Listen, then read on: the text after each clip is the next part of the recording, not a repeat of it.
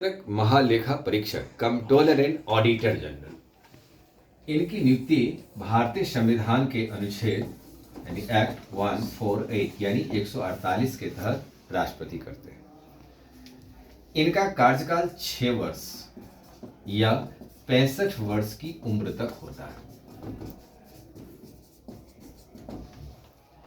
इन्हें भारतीय संसद में धन की संरक्षण के संदर्भ में मित्र, दार्शनिक और मार्गदर्शक भी कहा जाता है। मित्र, मार्गदर्शक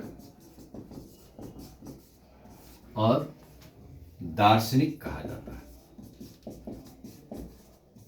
ये 3 तत्वों से इनको नाम से जाना जाता है। त्यागपत्र देंगे तो राष्ट्रपति को देंगे, शपथ लेंगे तो राष्ट्रपति शपथ दिलाएंगे। ये वरिष्ठ प्रशासनिक सेवा के वरिष्ठ अधिकारी होते हैं। अब देखिए कि इनका वर्क क्या सब होता है। इस वर्क से ही ये मित्र, दार्शनिक और मार्गदर्शक समझ में आती है। जिस मद में, जिस मंत्रालय के लिए, जिस विभाग के लिए सरकार जो राशि आवंटित किया वह खर्च हुआ है कि नहीं, वह व्यय हुआ कि नहीं, व्यय हुआ तो कितना व्यय हुआ, कितना राशि बचा है, व्यय नहीं हुआ तो कहाँ रुकावट हुई जिससे कि व्यय नहीं हुआ। इन तमाम बातों की समीक्षा करने का अधिकार कैग को होता है। यदि किसी विभाग में व्यक्ति अनियमितता की संदेह उत्पन्न होता है तो राष्ट्रपति कहते हैं कैग को कि आप इसे सुपरविजन करके बताएं क्या हुआ।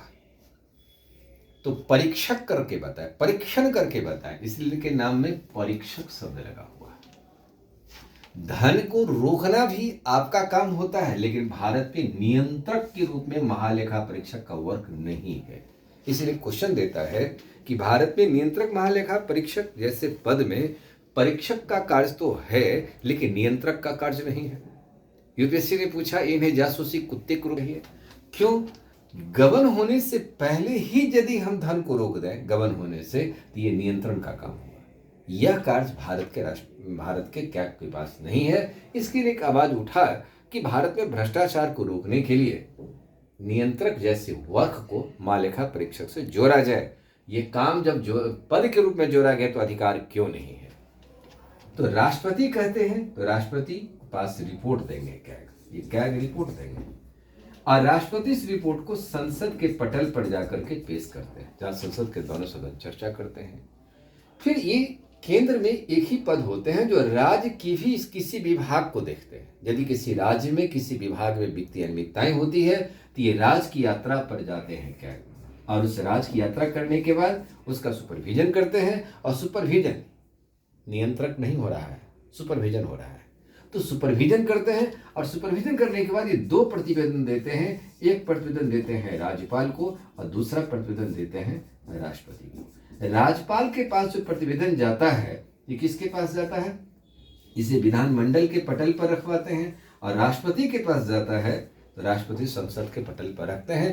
केंद्र और राज्य की दोनों व्यवस्थापिक यानी उस राज्य की विधानसभा, विधानमंडल और केंद्र की संसद में इसकी चर्चा होती है कि जनता के पैसे को यहाँ पर अनियमितताएं देखी जा रही है, उसकी वो जांच करेंगे। फिर वो न्यायालय का प्रकरण हो जाएगा, न्यायालय फिर जो सजा सुनाएगी उस सजा के पात्र होंगे। अब है कि क्या भारत में वित्त मंत्रालय का गठन 1860 में किया गया। 1860 में वित्त मंत्रालय गठन हुआ, जबकि नियंत्रक महालेखा परीक्षक की कार्यालय के रूप में 1853 में इस विभाग की गठन किया। भारत शासन अधिनियम 1919 में इसे स्वतंत्र संस्था के रूप में घोषित किया गया और इसकी नियुक्ति उस समय ब्रिटेन की सरकार के समय ये भारत सचिव करते थे। 1835 के अधिनियम में इसे विशेष अधिकार और कार्य दिया गया। भारतीय स्वतंत्रता अधिनियम 1947 में इस अधिकार में इसकी वृद्धि की गई। जब भारत के संविधान 26 जनवरी 1950 को लागू होता है तो इनको इस अधिकार से युक्त किया गया।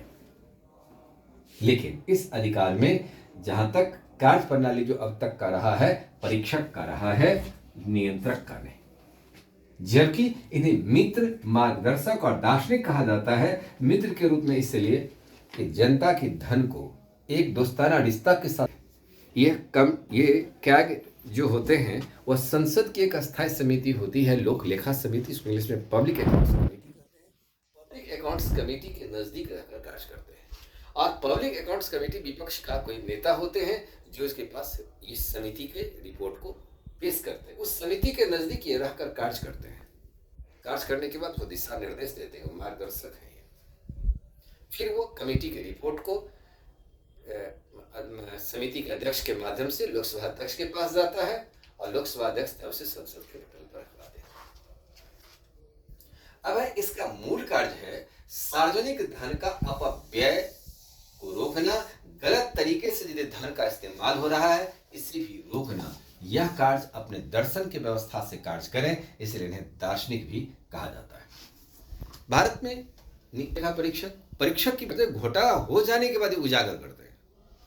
जैसे बोफोर्स तो 2G स्पेक्ट्रम घोटाला, कोयला घोटाला, जीप घोटाला, ये सब घोटाला ऐसे भारत का प्रसिद्ध घोटाला रहा।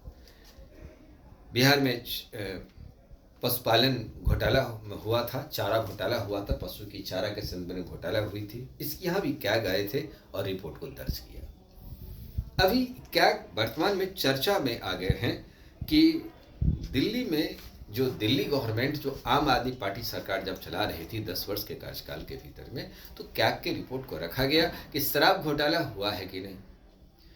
अब मोहल्ला क्लिनिक में क्या मामला था उस संबंध में जब रिपोर्ट पेश किया तो आम आदमी के पार्टी फिलहाल अभी विपक्ष में जो बैठे हैं तो बात सुनने को तैयार नहीं था। वो अपनी मंशा बना चुका था कि कैग के रिपोर्ट को हम पेश होने ही नहीं देंगे, जबकि कैग के रिपोर्ट को पेश होने का हक है, जनता का पैसा है और जनता के पैसा का सही ढंग से उपयोग हुआ कि नहीं हुआ है तो एक मित्र के रूप में काम करने वाला यही हमारे कैग होते हैं। ब्रिटेन में कैग हाउस ऑफ कॉमन्स, जो लोअर हाउस है, उसका एक सदस्य होता है जो व्यक्ति को पर वो नियंत्रण रखता है। वहां पर नियंत्रक का भी काम करते हैं और परीक्षक का भी काम करते हैं। कोई भी राशि की धन की निकासी होगी तो नियंत्रक महालेखा परीक्षक के सिग्नेचर से होता है ब्रिटेन में। यही काम अमेरिका में भी होता है। इसलिए अमेरिका के कैग की तरह भारत के कैग को अधिकार को दिया जाए तो निश्चित रूप से बढ़ती हुई जो भ्रष्टाचार है भारत के भीतर में उसको रोका जा सकता है। यही कैग है, एक मूल अंतर का आधार है। तुलना तक भी क्वेश्चन पूछे, कहां तक ये मित्र मार्गदर्शक और दार्शनिक होते हैं उसे आपको सिद्ध करना पड़ सकता है। दूसरा, भारत में नियंत्रक महालेखा परीक्षक तो हैं लेकिन नियंत्रक के रूप में इनकी कार्य कम है और परीक्षक की भूमिका में ज्यादा कार्य है। क्यों? सत्यापित करें, समझावें, विचार दें, इस प्रकार के क्वेश्चन का आधार बनता है।